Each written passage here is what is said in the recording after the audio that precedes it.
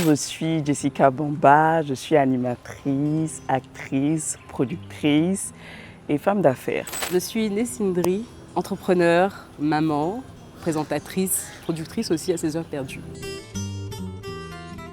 Je crois que ça va faire 10 ans. Cette année, ça fait 10 ans. Parce qu'on s'est rencontrés en 2014.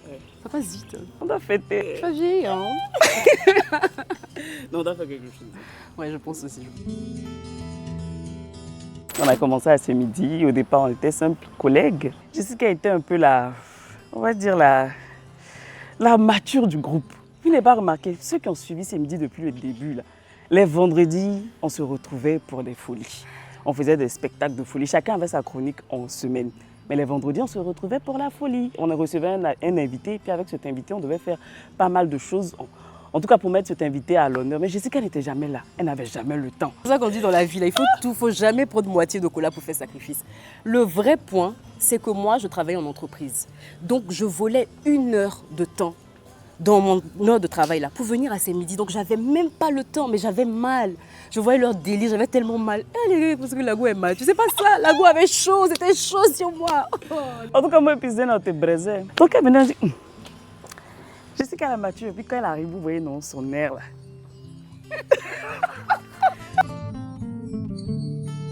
Nessie, je l'ai kiffée parce que je trouvais que déjà, elle a toujours son beau sourire, toujours solaire, toujours gentille. Elle était vraiment gentille, jamais un mot de travers, vraiment toujours disponible, quoi. Je me suis dit, comment un être humain peut être comme ça? Franchement, ça m'intriguait, je te jure, hein, ça m'intriguait.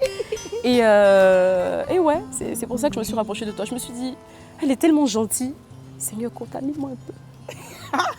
En fait, je voulais augmenter mon taux de gentillesse en étant à ses côtés. Ah, c'est gentil, c'est mignon. Jessica est très carrée. Et j'aime ce côté carré de Jessica parce que moi, je suis, on va dire, un peu légère. Je donne un exemple.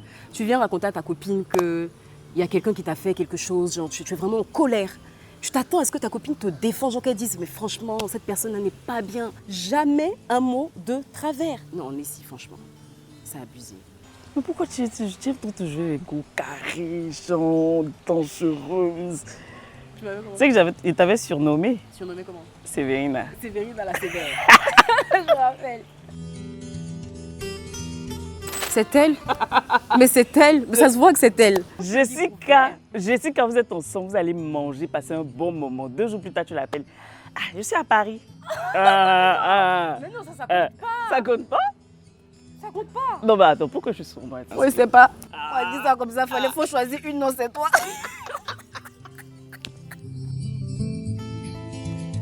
Nous sommes généreuses. Non, on est des flambeuses, hein. Yes. Pas croire.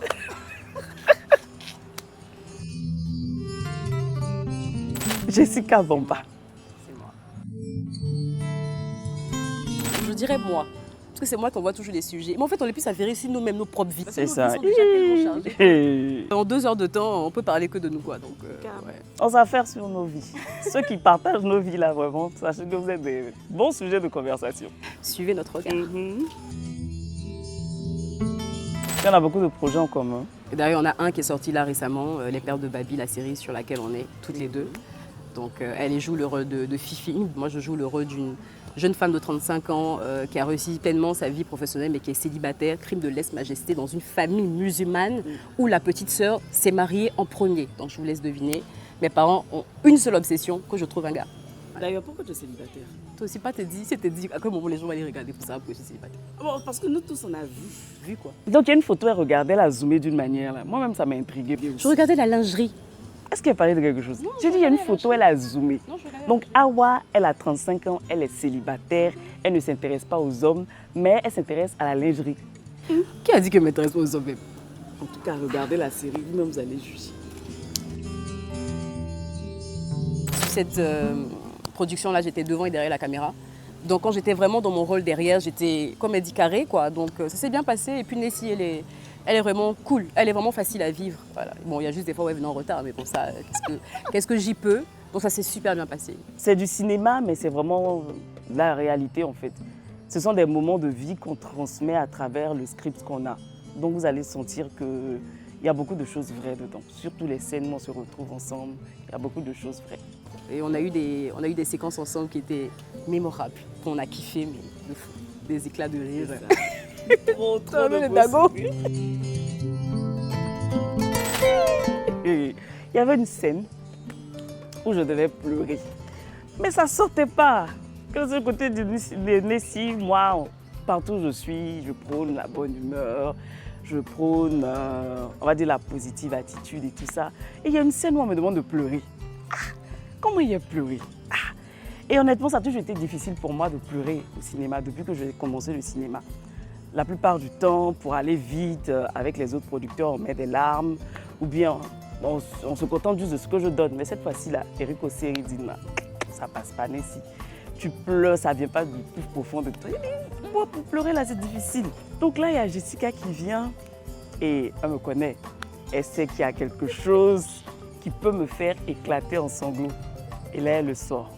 Vous savez, vous êtes sans ignorer que j'ai perdu quelqu'un de très proche, la maman de ma petite Ave, qui est Mariette. Donc, elle vient me rappeler ça. Je dis, quand elle commence à pleurer, il n'a pas pu m'arrêter. Pour une scène de 2 minutes, tu me fais pleurer pendant 30 minutes. Tu m'as eu des... Et puis la scène est tellement belle. Et quand je la revois, j'ai la chair de poule. Moi, je pense que pour moi, la base de toute relation, c'est la communication. C'est-à-dire que sororité ou pas, quand on vit en communauté, on a des règles différentes, des éducations différentes et surtout des sensibilités différentes. Donc on ne peut pas tout accepter, c'est sûr. Mais il faut pouvoir dire réellement ce qui nous dérange pour permettre à la personne en face de s'ajuster ou pas. Et en fonction de ça, vous pouvez prendre vos décisions, tout simplement. Donc non, on ne peut pas tout accepter, évidemment. Bien évidemment qu'il y a des limites en toute chose. Et en fonction de la personne que tu as en face de toi, tu dois pouvoir connaître tes limites. Voilà. Il y a des choses qui sont universelles. Tu ne vas pas aller sortir avec le mari de ta copine et demander à ce qu'elle te pardonne. Tu ne vas pas aller toucher à quelque chose qui lui est précieux et demander à ce qu'elle te pardonne facilement. Non, ce n'est pas possible. Mais il y a des erreurs qu'on peut faire. On peut se marcher sur les pieds sans faire attention. Mais là, il faut s'arrêter et dire à sa copine. C'est Jessica qui me le dit toujours. Moi, je suis le genre de personne à qui tu marches sur mon pied, mais rien dit. Quand quelqu'un me dit, mais Nessie, elle a marché sur ton pied, je dis non, elle n'a pas fait exprès. Je vais justifier en fait ton comportement. Jessica, elle est quelqu'un qui, dès que tu marches sur ton pied, elle t'arrête là et te dit, tu as marché sur mon pied. Ne marche plus jamais sur mon pied. Et puis la vie continue. Moi, ça me fait rigoler parce que je pense que quand j'étais plus petite, je rêvais d'être journaliste.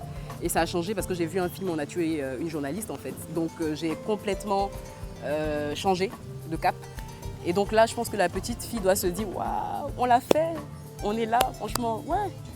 Franchement, on l'a rêvé hein, quelque part, même si c'était fortuit, c'était un petit rêve, on n'a pas vraiment saisi. Mais finalement, ce qu'on ressent quand on est enfant finit toujours, en tout cas dans 90% des cas, à se réaliser. Donc il faut rêver, c'est le plus important. Et nous, on est contents. En tout cas, moi, je suis contente d'être là, très fière d'être là.